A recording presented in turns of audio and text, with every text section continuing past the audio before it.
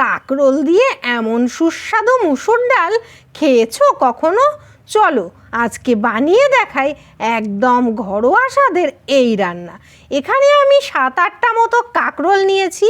এবার কড়াইতে দিয়ে দিলাম 2 চামচ মতো সর্ষের তেল।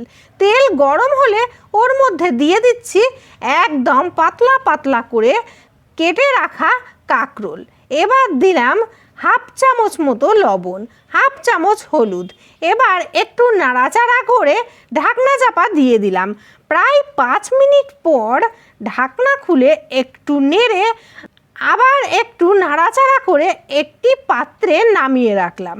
কাঁকরোলগুলো কিন্তু প্রায় 80% সেদ্ধ হয়ে গেছে। এবার কড়াইতে দিয়ে দিলাম আরও 2 চামচ মতো সর্ষের তেল। তেল গরম হলে দিয়ে দিলাম 1/2 চামচ মতো 5 ফোড়ন, একটা পেঁয়াজ কুচি। এবার পেঁয়াজ একটু ভাজা হলে দিয়ে দিলাম একটা কেটে রাখা টমেটো, দিয়ে দিলাম 1/2 চামচ লবণ, 1/2 চামচ হলুদ। এবার ঢাকনা চাপা দিয়ে দিলাম টমেটোগুলো সেদ্ধ হওয়ার জন্য।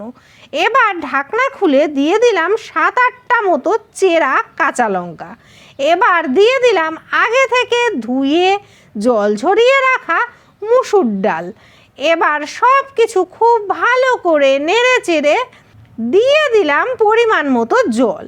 জলটা এখানে আমি একটু কম করেই দিয়েছি, কারণ ডালটা একটু গাঢ় করেই করব। এবার ঢাকনা চাপা দিয়ে দিলাম। বেশ কিছুক্ষণ পর ঢাকনা খুলে দেখলাম ডালটা ফুটছে। এবার এর মধ্যে দিয়ে দিলাম আগে থেকে ভেজে রাখা কাঁকরোল। এবার একটু নেড়ে ঢাকনা চাপা দিয়ে দিলাম। এইভাবে 3-4 বার ঢাকনা খুলে ডালটাকে খুব ভালো করে ঘেঁটে দিতে হবে, যাতে ডালটা একদম গলে যায়। লবণ একটু কম ছিল, দিয়ে দিলাম 1/2 চামচ মতো লবণ। দেখো ডালটা কত সুন্দর হয়েছে, খেতেও কিন্তু দারুণ হয়েছিল। তোমরা বাড়িতে অবশ্যই এভাবে ট্রাই করো, আর খেতে কেমন হয় অবশ্যই কমেন্টে জানাও।